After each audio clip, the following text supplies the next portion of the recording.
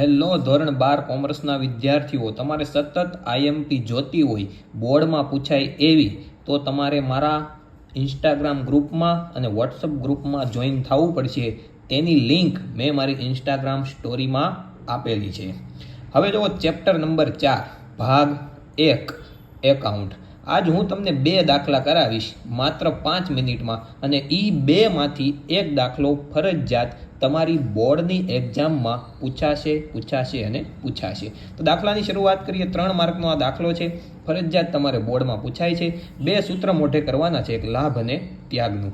લાભનું સૂત્ર છે નવો ભાગ માઇનસ જૂનો ભાગ, અને ત્યાગનું સૂત્ર છે જૂનો ભાગ માઇનસ નવો ભાગ. હવે એક્ઝામમાં એવું થાય કે લાભનું સૂત્ર ત્યાગમાં લખાઈ જાય અને ત્યાગનું સૂત્ર લાભમાં લખાઈ જાય. તો આની માટે એક શોર્ટકટ રીત મારી પાસે છે, લાભ. તો લાભનું સૂત્ર કઈ રીતે યાદ રાખવાનું? તો લાભ બરાબર નવો ભાગ. તો લાભ આપણને કેવી વસ્તુમાંથી મળે? નવી વસ્તુમાંથી મળે, એટલે નવો ભાગથી આ સૂત્ર શરૂ થાય, નવો ભાગ માઇનસ જૂનો ભાગ. આપણે ત્યાગ કેવી વસ્તુ ન કરવી? જૂની વસ્તુ ન કરવી, એટલે આ સૂત્ર ક્યાંથી શરૂ થાય? જૂનો ભાગ માઇનસ નવો ભાગ. આવી રીતે યાદ રાખશો તો રાતમાં નીંદરમાં ઉઠાડીને પૂછશે તોય તમને યાદ રહી જશે. તો દાખલાની શરૂઆત કરીએ. હવે ખબર કેમ પડે આ લાભ કે ત્યાગનો દાખલો છે? ઘણાને જૂનું પ્રમાણ નવું પ્રમાણ નથી લેતા આવડતું. શોર્ટકટમાં આપણે જોઈ લેવી. ચાલો, અને આ ચેપ્ટરમાંથી તમારે આ 2 દાખલા કરવાના છે ભાઈ, એટલે તરત તમને આવડી જશે. હવે જો અહીંયા રકમ છે, આ ચોપડીની જ રકમ છે. જો આમાં ન દેખાય તો કોમલ કૃપાવાળી. કોમલ કૃપા અને કરિશ્મા એક ભાગીદારી પેઢીના ભાગીદાર છે. હવે તમને આખી રકમ ન વાંચવી હોય તો છેલ્લે વયું જવાનું. ત્યાગના પ્રમાણની ગણતરી કરો. હવે ત્યાગના પ્રમાણની ગણતરી કરો તો સૌથી પહેલાં તો આપણને ખબર પડી ગઈ આમાં ત્યાગના સૂત્રનો ઉપયોગ થશે. તો સૌથી પહેલાં આપણે લખી દેવાનું જૂનું પ્રમાણ અને નવું પ્રમાણ. તો અહીંયા લખી દેવાનું પહેલાં જૂનું પ્રમાણ, અને પછી લખી દેવાનું નવું પ્રમાણ. એક જ મિનિટ. જૂનું પ્રમાણ લખી દીધા પછી શું લખી દેવાનું? નવું પ્રમાણ. હવે જૂનું પ્રમાણ ઘણાને જોતા નથી આવડતું. જૂનું પ્રમાણ કોને કહેવાય, નવું પ્રમાણ કોને કહેવાય? તો તમારે એક વસ્તુ યાદ રાખવાની, પહેલા જે આપ્યું હોય ને એ તમારું જૂનું પ્રમાણ. તો પહેલા અહીંયા કેટલા આપ્યા છે? 3:2:1. તો આ તમારું જૂનું પ્રમાણ. 3:2:1. પછી જે આપ્યું એની નવું પ્રમાણ. પછી કેટલા આપ્યા છે? 5:3:2. તો અહીંયા લખી દેવાના આપણે 5:3:2. અહીંયા જુઓ દાખલો શેનો છે? ત્યાગનો. તો આપણે અહીંયા ત્યાગનું સૂત્ર મૂકવું પડે. તો અહીંયા લખી દેવાનું ત્યાગનું સૂત્ર. ત્યાગ બરાબર આપણું સૂત્ર શું હતું? ત્યાગ આપણે કેવી વસ્તુનો કરવી? જૂની વસ્તુનો. તો સૂત્ર કઈ રીતે આવે? જૂનો ભાગ માઇનસ નવો ભાગ. આ રીતે સૂત્ર આવશે. હવે અહીંયા 3 ભાગીદાર હતા. જો કોમલ, કૃપા અને કરિશ્મા. એ ત્રણેયના નામ આપણે અહીંયા પેલા લાઈનમાં લખી દેવાનું. જો આવી રીતે કરીશું તો દાખલો કોઈ દિવસ ખોટો નહીં પડે. અહીંયા લખી દેવાનું કોમલ, પછી લખી દેવાનું કૃપા, અને પછી લખી દેવાનું કરિશ્મા. રેડી?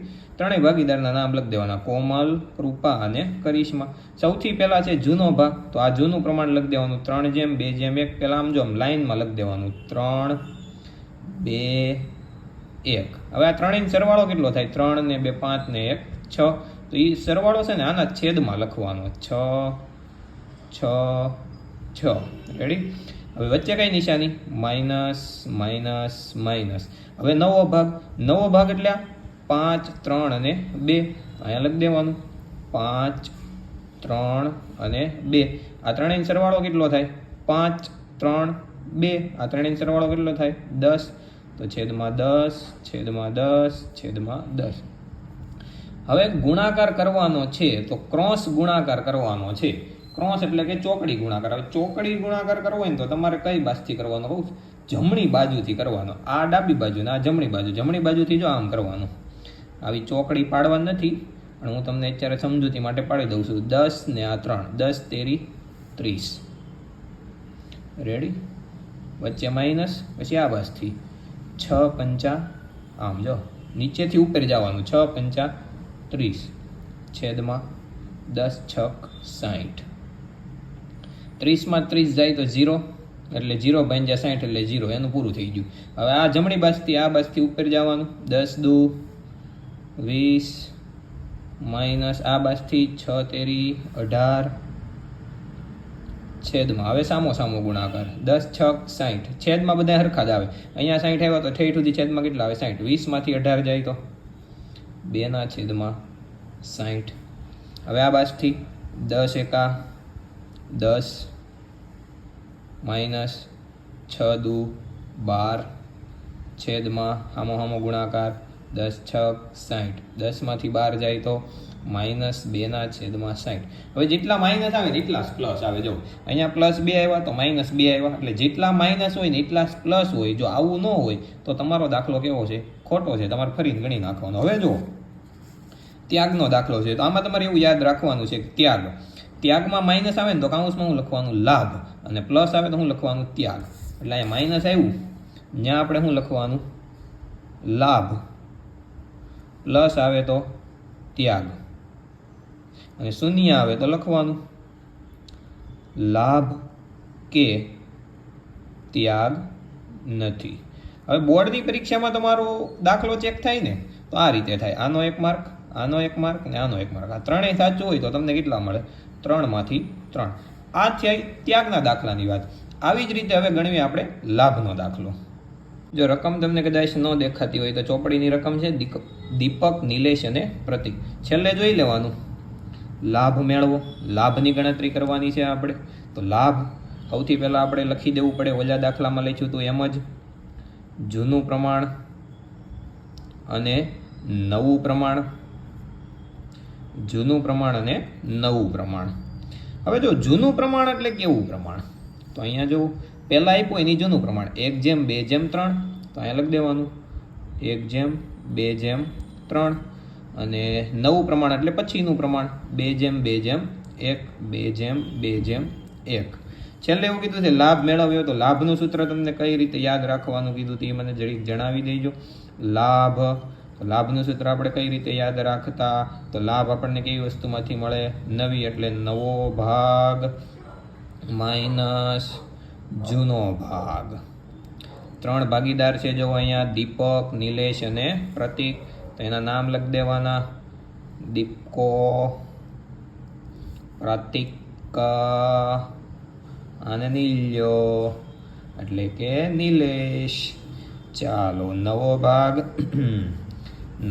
એટલે આ નવું પ્રમાણ 2/2/1 એટલે અહીંયા 2/2/1 એટલે સૂત્ર પ્રમાણે જવાનું છે નવો ભાગ પહેલાં કીધો હોય તો નવો ભાગ 2/2/1 પહેલાં જૂનો ભાગ હોય તો શું આવે જૂનો ભાગ હવે સરવાળો કેટલો થાય 2 ને 2 4 ને 1 5/5/5/5 માઇનસ માઇનસ માઇનસ જૂનો ભાગ કેટલો 1 2 3 આનો સરવાળો કેટલો થાય 3 ને 2 5 ને 1 6 એટલે છેદમાં કેટલા 6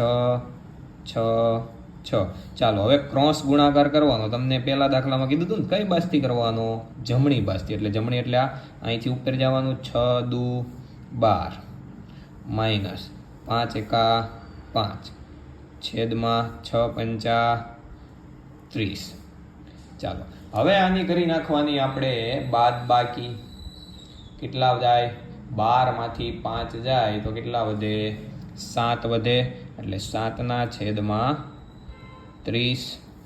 પછી છે આ બાજુ 6 દુ 12 માઇનસ 5 દુ 10 છેદમાં 6 પંચા 30 સામો સામ અહીંયા જેટલા છેદમાં એટલા જ અહીંયા છેદમાં આવે ને અહીંયા એટલા જ આવશે 12 માંથી 10 જાય તો બોલો 12 માંથી 10 જાય તો કેટલા વધે 2 વધે 2/30 હવે જો આ બાજુ ક્રોસ જમણી 6 એકા 6 માઇનસના માઇનસ 5 તેરી 15/30 6 માંથી 15 જાય કેટલા વધે -9/30 હવે જો મેં તમને કીધું હતું જેટલા માઇનસ આવે એટલા પ્લસ આવે તો તમારો દાખલો સાચો તો -9 છે તો આમાં +9 છે જો 7 + 2 + તો 2 સરવાળો 9 તો +9 અને -9 એટલે બે સરખું હોય તો જ તમારો દાખલો સાચો હવે લાભ તો લાભના દાખલામાં તમારે આવી રીતે યાદ રાખવાનું છે આ નોટના પહેલા પત્તે તમારે લખી લેવાનું છે લાભના દાખલામાં માઇનસ હોય તો હું લખવાનું ત્યાગ માઇનસ હોય તો હું લખવાનું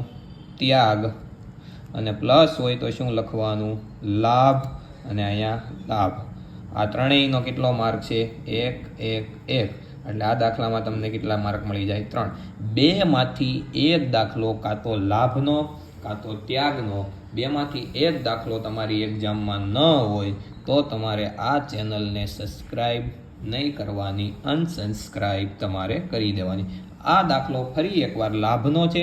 જો લાભ મળ્યો, પણ અહીંયા થોડુંક અલગ છે. અહીંયા જો તમને છેદ આપેલા છે રકમમાં, જો તમને દેખાતું હોય તો જો 9 પ્રમાણે એવું લખ્યું ને, 2/9, 3/9 અને 4/9.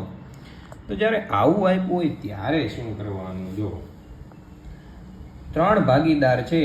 સૌથી પહેલાં તો આપણે જૂનું પ્રમાણ ને નવું પ્રમાણ આપણા નિયમ પ્રમાણે જ લખી દેવાનું.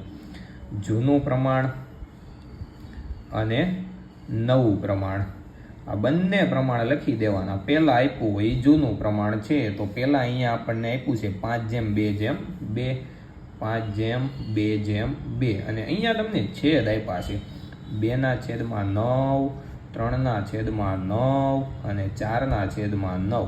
આવું આપ્યું હોય ને મિત્રો, ત્યારે તો બહુ દાખલો હેલો થઈ જાય હો ભાઈ. પછી છે લાભ. તો લાભનો દાખલો તમે જોઈ લો કઈ રીતે આપણે કરવાનો છે. હવે આમાં કઈ રીતે કરવાનો એમ, લાભનો તો હવે તમને આવડી ગયો છે. લાભ, તો લાભમાં આપણે શું યાદ રાખવાનું હતું? નવો ભાગ માઇનસ જૂનો ભાગ, આવી જ રીતે હતું ને. ત્રણેય ભાગીદારના નામ પ્રવીણ, મહેન્દ્ર અને અરવિંદ. હવે આપણે પ્રવીણ, મહેન્દ્ર અને અરુ એટલે કે અરવિંદ. ચાલો નવો ભાગ. નવો ભાગ એટલે આ જો નવું પ્રમાણ, એટલે આ રેડીમેડ આપી દીધો ભાઈ. 2/9, 3/9, 4/9, માઇનસ માઇનસ માઇનસ. જૂનો ભાગ 5:2:2 આપ્યો ને, 5:2:2. આન્સર વાળો કેટલો થાય? 9. હવે તમને એવું કીધું હતું જમણી બાજુથી ગુણાકાર કરવાનો, પણ એ ભૂલ અહીંયા નથી કરવાની. કેમ કે જો અહીંયા બેના છેદ સરખા છે. આના છેદમાં 9, આના છેદમાં 9, આના છેદમાં 9, આના છેદમાં 9, આના છેદમાં 9, આના છેદમાં 9. આવા છેદ સરખા હોય ને ત્યારે ગુણાકાર આપણે કરવા નથી ભાઈ, સીધી બાદબાકી. જો આવી રીતે 2માંથી 5 જાય તો કેટલા વધે? -3/9. 3માંથી 2 જાય કેટલા વધે? 1/9. 4માંથી 2 જાય કેટલા વધે? 2/9. -3, 2 ને 1 3, એટલે જેટલા માઇનસ એટલા જ પ્લસ આવી જાય, એટલે તમારો દાખલો સાચો. એટલે આવી રીતે તમને આપ્યું ને છેદ સરખા, તો બહુ સારું. લાભના દાખલામાં તમને કીધું હતું માઇનસ હોય ત્યારે શું લખવાનું છે? ત્યાગ, અને પ્લસ હોય ત્યારે શું લખવાનું છે? લાભ અને લાભ. એટલે આવી રીતે એક એક માર્ક. હવે મેં તમને અહીંયા 2 રીત કરાવી, એક લાભ અને ત્યાગની. આ બેમાંથી એક દાખલો ફરજિયાત હશે અને હશે. બધા દાખલા આવી જ રીતે કરવાના છે, લાભ અથવા તો ત્યાગ. ચોપડીની અંદર જે લાભ અને ત્યાગના દાખલા આપ્યા છે ને એ જ કરવાના છે. એની સિવાય હજી સુધી કોઈ દિવસ બોર્ડમાં બહારનો દાખલો નથી આવ્યો. એટલે તમારી પ્રથમ સામાયિક, દ્વિતીય સામાયિક ગમે એ હશે, કાં તો લાભ કાં તો ત્યાગ. એટલે આ ચેપ્ટરમાંથી તમારે દાખલામાં એટલું જ કરવાનું છે, એક લાભનો દાખલો અને ત્યાગનો દાખલો.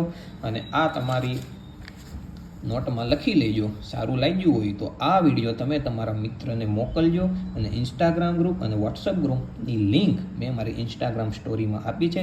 જલ્દી તમે જોઈન થઈ જશો. ફરી એકવાર નવી IMP સાથે મળશું. જય હિન્દ, જય ભારત, અસ્તુ.